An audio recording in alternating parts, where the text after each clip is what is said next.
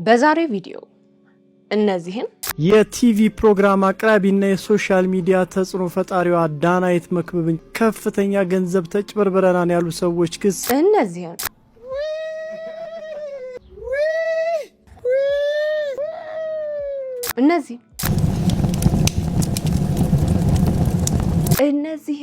አዶናይ እንግዲህ ተነቅሶታል 15 ብር ንቅሳት እነዚህንና ሌሎችንም እናንተን ፈታ ዘና ያደርጋሉ እንዲሁም ደግሞ ግርምትን ይጭራሉ ብሎም የእናንተ ምክርና ተግሳጽ ይፈልጋሉ ያሰብኳቸውን ቪዲዮዎች ሰብሰብ አድርጌ ይዤላችሁ መጥቻለሁ። እንዴት ናችሁ? እንኳን ወደ ኤፍራታ ቲዩብ የዩቲዩብ ቻናል በሰላም በጤና በፍቅር መጣችሁ። እንኳን ደህና ቆያችሁኝ። አረፍ በሉ።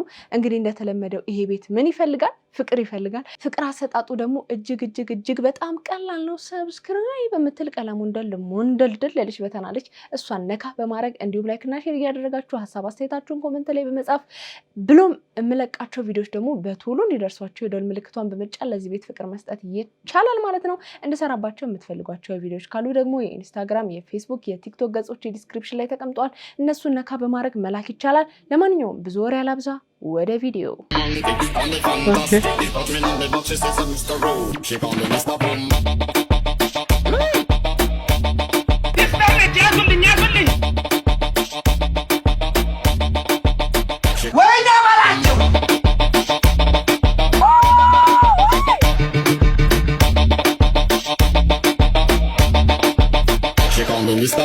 አባታችን ቲክቶክ እንደጀመረ ለእህቶቼ ሳሳያቸው እስኪ ምን አሉ?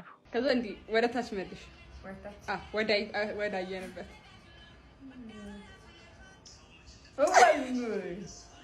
ወይኔ ነበር የበራው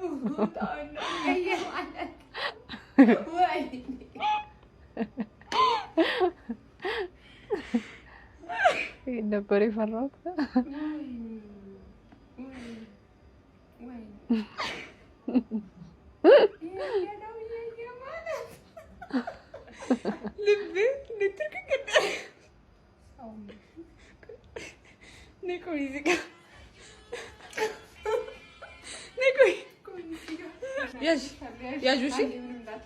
ያዡ እንዲህ ወደ ታች መልሽ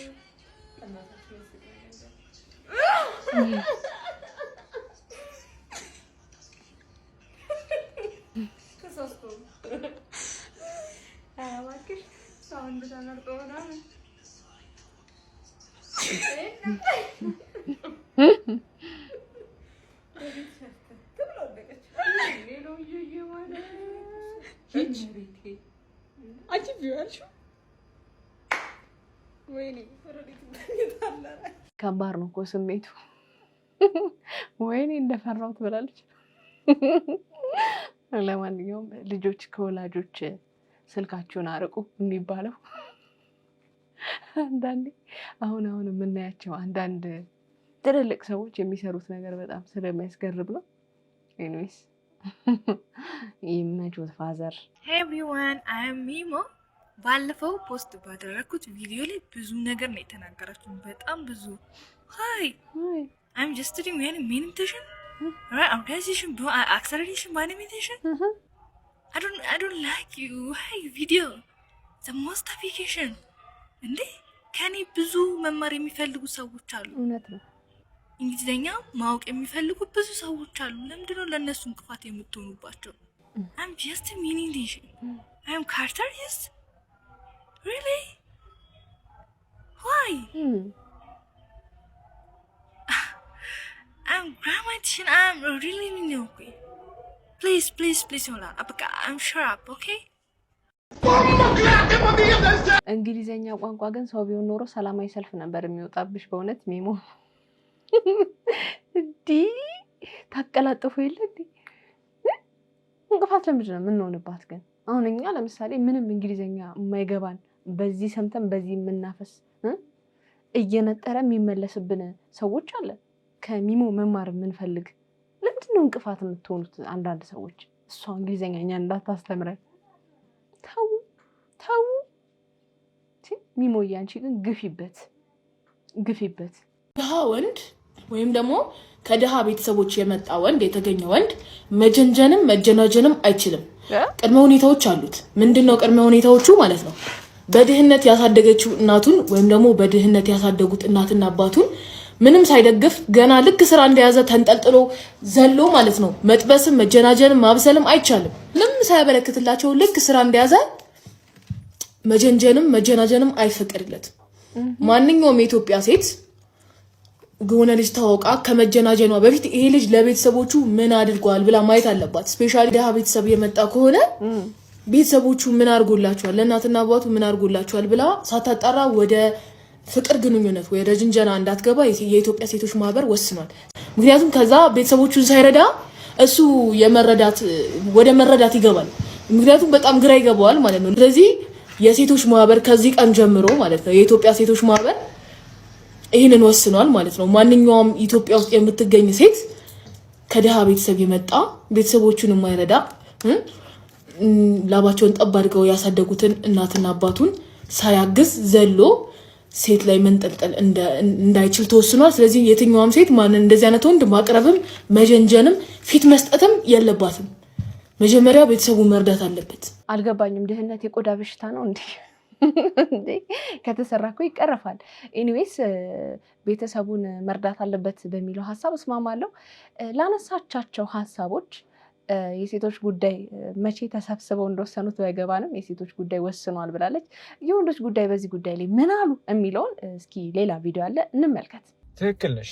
ወንድ መጥበስ የለበትም። በቃ አርፎ ኑሮውን ነው መኖር ያለበት። የራሱንም ህይወት የቤተሰቦቹን ህይወት መቀየር ነው መቻል ያለበት። ነገር ግን ይሄ ለሀብታም ወንዶች ነው።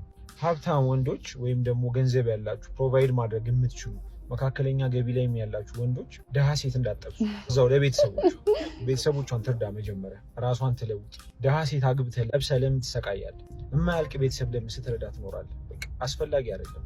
ራሷን ትርዳ፣ ቤተሰቦቿን ትርዳ። አንተም ከአንተ ጋር ፊት የምታረገውን ኢኮኖሚካሊ ፊት የምታረገውን ሰው ፈልገህ ሄደህ ስብዕናዋን ምናምን አይተህ ጥበሳት፣ አግባት። ሀብታም ወንድ ደሃ ሴት እንዳጠብሱ ምንም አይሰራላችሁ። ብዙ ጊዜ አብዛኛው ደሃ ሴቶች ሀብታም ወንድ በመጥበስ ነው ራሳቸውን ቤተሰቦቻቸውን ሊቀይሩ የሚያስቡት። በዛ በማን እንደሚብስ ግልጽ ነው። ቤተሰቦቿን ትርዳ፣ ራሷን ትርዳ፣ ራሷ ትለወጥ። እንደኔ አመለካከት ብትጠይቁኝ፣ እስኪ ጠይቁኝ፣ አንቺ ምን ትያለሽ? ፍራታ ደሃ ወንድ መጀንጀን የለበትም መጥበስ የለበትም ትያለሽ ወይስ አለበት ትያለሽ? በእንደዚህ አይነት አመለካከት ዙሪያ ምን አይነት አስተሳሰብ ነው ያለሽ ብላችሁ ጠይቁኝ እስቲ። ጠየቃችሁኝ እመልሳለሁ። ድሃ ወንድ አይጀንጀን አይባልም፣ ነውር ነው። ድሃ ሴት አትጀንጀን ብሎ እንደማለት ነው። ድህነት የቆዳ በሽታ አይደለም። ቅድም እንዳልኩት ከተሰራ ይቀረፋል። ያ ሰው ለመስራት ምን ያህል ዝግጁ ነው፣ ለመለወጥ ምን ያህል ፍላጎት አለው፣ የስራ ሞራሉ ምን አይነት ነው፣ ስለ ነገ የተሻለ ነገር ለማድረግ ምናምን ይጥራሉ የሚለው ትልቁ መስፈርት ሊሆን ይገባል። በሴቷን በኩል እንደዛው ፍቅር ድሃ ነው ሀብታም ነው ምናምን ተብሎ ለድሃ ማፍቀር የተከለከለ ለሀብታም ማፍቀር የተፈቀደ የሚባል ህግ የለም። ስሙ ራሱ ፍቅር ነው እኮ ገንዘብ አይደለም፣ ፍቅር ነው። ስለዚህ ከተሰራ ይለወጣል። አላማ ያለው ሰው ከሆነ ምንም ችግር አለው ብዬ አላስብም። እቺ ልጅ የተናገረችው ንግግር እውነት ለመናገር ወንድ ልጅ ዝቅ ዝቅ ያደርጋል፣ ሴት ልጅ ከፍ ከፍ ያደርጋል ብዬ በፍጹም አላስብም። በፍጹም ቤተሰቦቹን ይርዳ የሚለው ነገር ሴትም ወንድም ቤተሰቦቻቸውን ጥሩ ደረጃ ላይ ከደረሱ ቤተሰቦቻቸውን መርዳት አለባቸው ብዬ በጣም አምናለሁ። አያፍቅሩ ግን በፍጹም አይባልም። ወንድ ልጅ ካለው ይፈቀር ከሌለው ይጠላ እንዴት ይባላል? በዛ ንግግር ውስጥ እኮ ሴት ልጅ የበታች ነች፣ ሴት ልጅ ጥገኛ ነች፣ ጥገኛ ስለምትሆኚ ያለው ጋር ተጠጊ ብሎ ማለት ይመስለኛል መልእክቱ። ተጨማሪም ደግሞ በችግር ውስጥ ያሉ ሰዎችን ሞራልም ይነካልና አይባልም። ነውር ነው ለማለት ፈልጌ ነው። በእርግጥ ፍቅር ከገንዘብ ጋር ሲሆን ያምራል፣ ግን አይባልም፣ እንደዚህ ነውር ነው። እሺ ሌላም እንግዲህ በፍቅር ግንኙነት ዙሪያ ሌላም ጦርነት አለ። እስቲ መጀመሪያ ከሴት ወገን ቅድሚያ ሌዲስ ፈርስት በሚለው ከሴት ወገን እንስማና የወንዶቹን ወገንም እንሰማለን። አይመስላችሁ? እኛ ሴቶች ከወንዶች በፍጹም መስማት ማንፈልገው 5 ነገሮች ነው የምነግራችሁ። አንደኛ አላቅ። ምንድነው የማታውቀው? ሁሉ ነገር ማወቅ አለብህ። ምንም የማታውቀው ነገር መኖር የለበትም እዚህ ምድር ላይ። ከፈለግ ጉግል አድርገህ ከፈለግ ጠይቀህ ዊ ዶንት ኬር። ከየትም ብለህ እኛ ለምንጠይቀው ጥያቄ መልስ ሊኖር ይገባል። ምንም የማታውቀው ነገር መኖር የለበትም። ሁለተኛ ላስብበት። ምንም የምታስብበት ምንም የምታስበው ነገር የለም። እኔ አስብልሃለሁ። ይሄን አድርግልኝ፣ እሺ፣ ይሄንን ሁንልኝ፣ እሺ፣ ይሄንን ግዛልኝ፣ እሺ፣ ሁሉ ነገር ላይ እሺ ነው መስማት የምፈልገው። በቃ ላስብበት ምናምን የሚባል ነገር አንሰማም። ሶስተኛ አልደባደብም። እኔ ከሰው ጋር በሰላም ነው የምኖረው። ብናደድም ስሜቴን ዋጥ ነው የማደርገው። ምንም የምትውጠው ነገር የለም። ምግብ ዋጥ፣ ምግብ በደንብ ዋጥ። ከተናደድክ ጉልበትን ማሳየት አለብን። ምንም ወደኋላ ምናምን የሚባል ነገር የለም። እኛም ማየት ነው የምንፈልገው ስትደባደብ። ሰው የሚያናድድ ሰው ካጣክ ራሱ ግድግዳ ደብድብ። አራተኛ ፈራው። ምንድነው የምፈራው? እኔ ምን ልሰራ ነው? እኔ ምን ልሰራ ነው? እኔ እፈራልሃለሁ። ምንም የምፈራው ነገር መኖር የለበትም። ለሁሉ ነገር ፊት ለፊት በቃ ምንም የምፈራው ነገር መኖር የለበትም። መጀመሪያ ትናገርም ነበር የምትፈራ ከሆነ ለመጀመሪያ ነገርከኝ። አምስተኛ አምሮብኛል፣ አምሮብኛል፣ አምሮብኛል፣ ዛሬ አምሮብኛል። ከዝንጀሮ መለስ ካልክ ይበቃል። ምንድን ነው የሚያምርብህ? ምንድን ነው የሚያምርብህ? እኔ አምርልሃለሁ፣ እኔ ቆነጅልሃለሁ። ምንም የሚያምርብህ ነገር የለም። አምሮብኛል ነው የምንመስለጥለጥ ነው። ከባባር ነው። እስቲ ከወንዶች ወገንም መልስ አለ፣ እንስማ የአዳምን መልስ። እሺ እኛ ወንዶች ደግሞ ከሴቶች አፍ በፍጹም መስማት የማንፈልጋቸውን 5 ነገሮች እነግርሻለሁ ማለት ነው። መዝገቡን ክፈቱ። ክፍት። እሺ አንደኛ ትወደኛለህ ወይ? ምን ማለት ነው? ሳልወድሽ ነው አብሬሽ ያለሁት? ውድ ነው እኮ ማለት ይሄን ሁሉ ዓመት ታዲያ ምን የጠላሁሽ ነው አብሬሽ ያለሁት? በጣም ኧረ እባክሽ እወድሻለሁ። በቃ አርፈሽ ቁጭ በይ። ከባድ። ሁለተኛ አይ ምንም አልፈልግም። ምን ማለት ነው? ምንም አልፈልግም፣ ምንም አልፈልግም ይሉና ከዛ በኋላ አንተ ወጥተው ነገር ስትገዛ ለምን ለኔ ማልገዛልኝ? ምን አሳዛኝ ነው። መጀመሪያ መናገር ነበረብሽ። ከባድ ነው። የኔ እናት። ሶስተኛ ራሴን አሞኛል። እንዴ ውሃ ጠጪ ስትባይ እምቢ ብለሽ አጠጪ ማጂ። በቀን 2 ሊትር ውሃ ያስፈልጋል። እንዴ ሳይንስ አልተማርሽ? ውሃ ጠጪ በቃ። አራተኛ አይ በቃኝ ዘግቶኛል ይሉህና ማለት ነው። ከዛ በኋላ አንተ ትበላለህ። ከዛ በልተህ ወደ ሞልተህ ትመጣለህ። እነሱ ምን ለኔስ ለምን ለኔ አልገዛህልኝ? ለኔ አላመጣህልኝ? በጣም አሳዛኝ። ዘግቶኛል ቢ ስትባይ ቢ። ኦኬ። አምስተኛ ቦታ ምረጥ። ነይ ዴት ይዤሽ ልውጣ፣ ለዛውም ራሴ ከፍዬ ማለት ነው። ከዛ ምግብ ቤት ራስሽ ምረጫ። የምትፈልጊውንም ምግብ ከሜኑ ላይ ራስሽ ምረጭ። መምረጥ አለብሽ። እኔ ይኸውልህ አንተ የራስህ ተመርጠና ከዛ እነሱ መጣው ላይክ ለነሱ የተመረጠላችሁ ትተው ያንተን ቦታ ማደግም ነው። የኔን ምግብ አትነኪኝ። በጣም ከባድ። ሲጀመር ሬስቶራንቱን አንቺ ነሽ የምትመርጪው። አልመርጥም በቃ። የወንዶቹ ምንም ብዙም እንትን አይደለም። የሴቶቹ ግን ትንሽ ጠጠር ያለ ነው። ጠጠር ያለ ነው።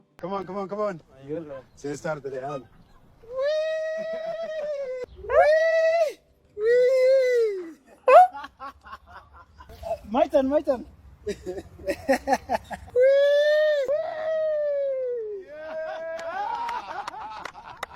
ሰይፉ ነው።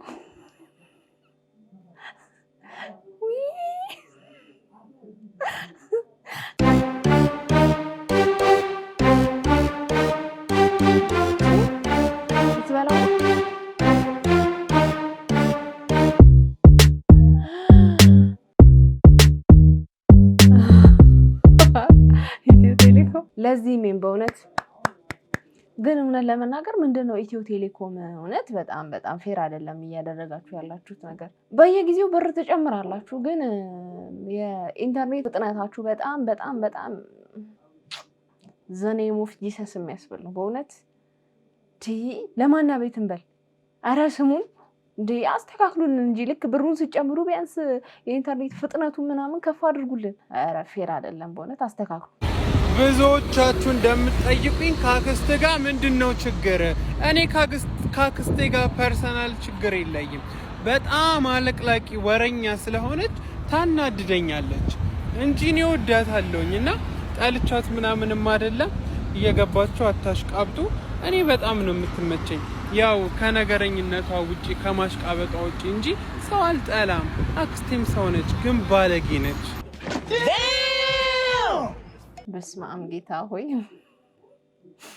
መቼም ስትጣሉ እኩል ነው ወገባችሁን ይዛችሁ የምትሰዳደቡት። እንዴት ነው ነገርየው? አሁን ልጽፍ ነው ማይ ሙሌ ሙራዳ ኢዝ ከተሳሳቱ ታርሙኛላችሁ። ሙሌ ጃ ከዛችን ኢንተር ብንላት ከዛ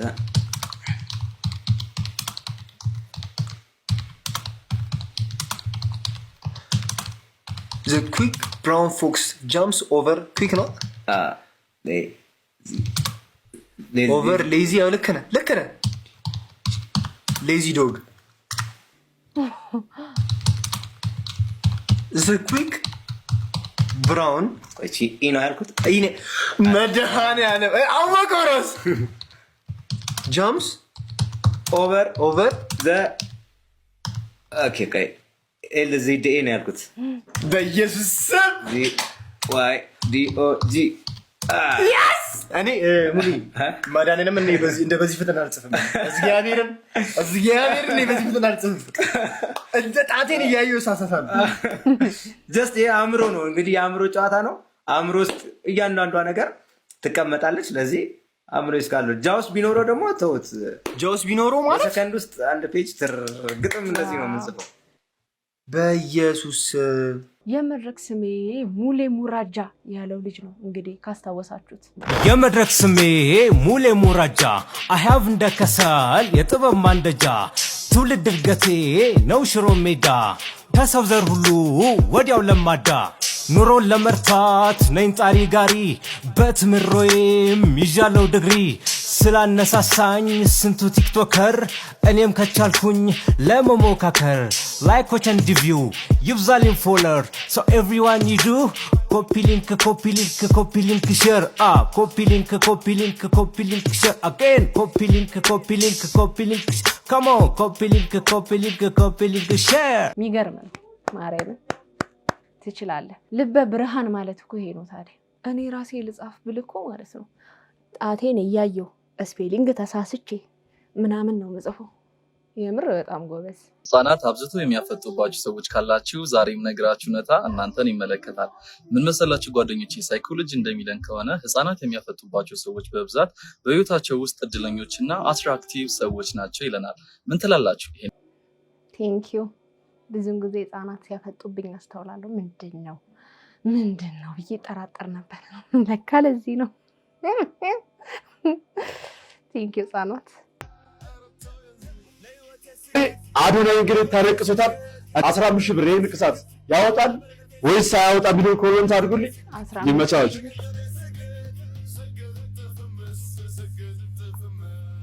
በለው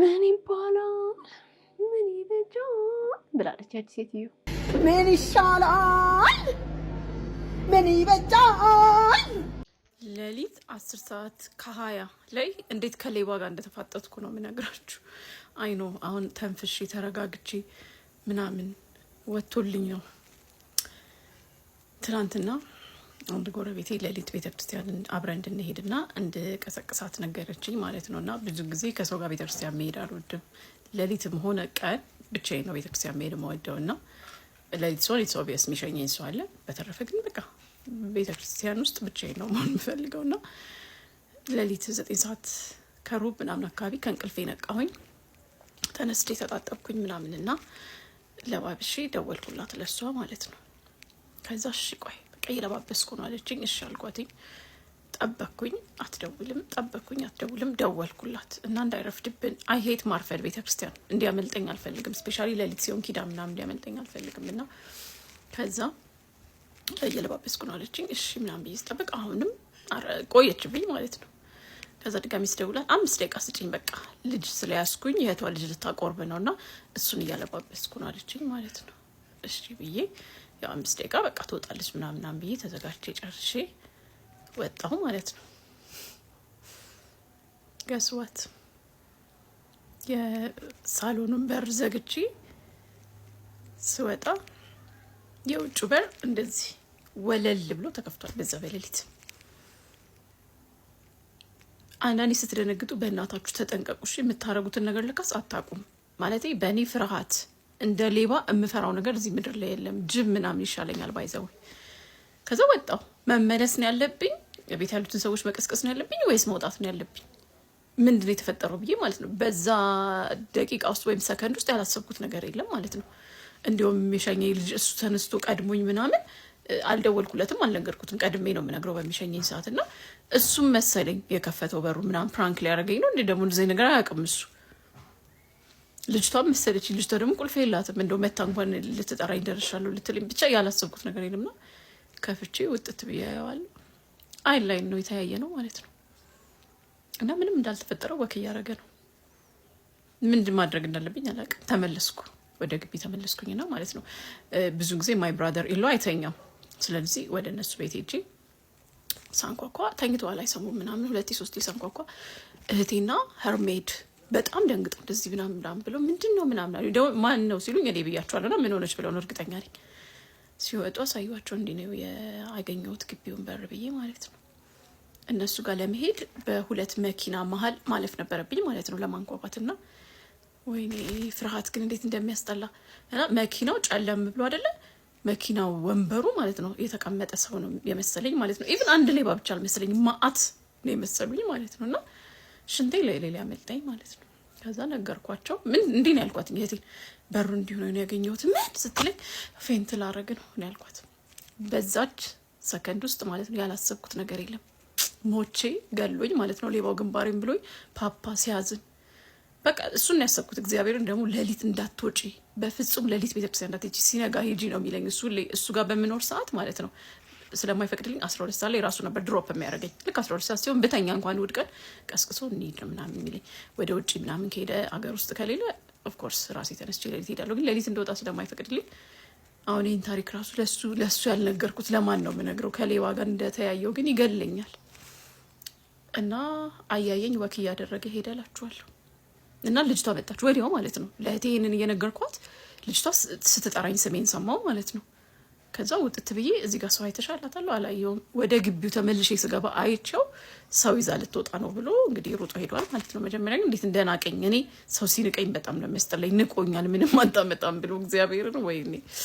እና ደግሞ ሌላ ጊዜ ማለት ነው በፊት ነው እንደሱ ማድረግ የነበረው። ፔፐር ስፕሬይ ነበር የምሄደውና ለሚሸኘኝ ልጅ እሰጠዋለሁ። እሱ እንደውም ይስቃል። ምን ችግር አለ ይዘሻት ቲጂኒ ያለው አይደል ምናምን ይለኛል። ፔፐር ስፕሬይ ከቦርሳ የለኝም፣ ግን ቤተክርስቲያን ቤተ መቅደስ ውስጥ ይዤ አልገባም። ግን ምን ችግር አለው ይዤ ራሱ ብገባ። ግን ዛሬ ደግሞ አልያዝኩም ቆይቻለሁ ካቆምኩም ፔፐር ስፕሬይ ዞ መሄድና መድኃኔዓለም አወጣኝ ከጉድ ማለት ያሁን ሌቦች ማለት ነው ከሰው ነፍስ ጋር ነው ጨዋታቸው። በሩ ስር ተደብቆ ግንባሬን ብሎኝስ ቢሆን ማለት እንደዚህ የእርምጃ ልዩነት እኮ ነው ያለን። እግዚአብሔር እንዴት እንዳተረፈኝ እውነት በስመ አብ ወወልድ ወመንፈስ ቅዱስ። እውነት ነው ሌባ በጣም አያድርስባችሁ፣ ይወስኑባችኋል ነው የምላችሁ። ይወስኑባችኋል፣ የሞት ፍርድ ነው የሚሰጧችሁ።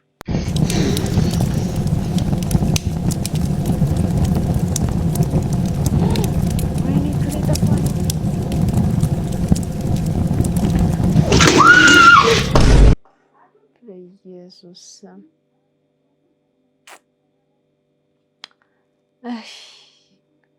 በቃኛ የማንም ቅሪላ መጫወቻ አንሆን። ምንድነው ደግሞ ይሄ? ለገባ ብስ የነቢበ አቡ አርምሞ ለተቡ አፌ ይሏል መጽሐፉ አለ መኮንን ለአከ ለገባ ብስ የነቢበ አላፍበት አርምሞ ወይ ተቡ አፌ ይሏል መጽሐፉ እኮ። የቲቪ ፕሮግራም አቅራቢና የሶሻል ሚዲያ ተጽዕኖ ፈጣሪዋ ዳናይት መክብብን ጨምሮ በ5 ተከሳሾች ከፍተኛ ገንዘብ ተጭበርብረናል ያሉ ሰዎች ክስ በፍርድ ቤት መታየት ጀመረ። ኤቢኤል ኮንሰልታንሲ ኃላፊነቱ የተወሰነ የግል ማህበር ቤተልሔም ታደሰ፣ ገሊላ በለጠ፣ አቤል ተስፋዬና ዳናይት መክብብ የተከሰሱበትን ክስ ጉዳይ እየተመለከተ ያለው የፌዴራል የመጀመሪያ ደረጃ ፍርድ ቤት ቦሌ ምድብ ችሎት ነው።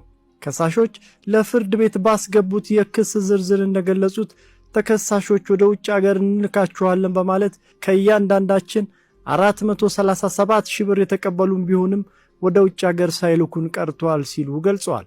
አያይዘውም የወሰዱብንን ብር እንዲመልሱልን በተለያዩ ጊዜያት የቃልና የጽሑፍ ማስጠንቀቂያ ብንሰጣቸውና ጉዳዩ በጋራ መግባባት ለመፍታት ጥረት ብናደርግም ተከሳሾች ብሩን ለመመለስ ሆነ ለማስመለስ እንቢተኛ ሆነዋል ሲሉ የግል ተበዳዮች በክስ ዝርዝራቸው ላይ አብራርተዋል።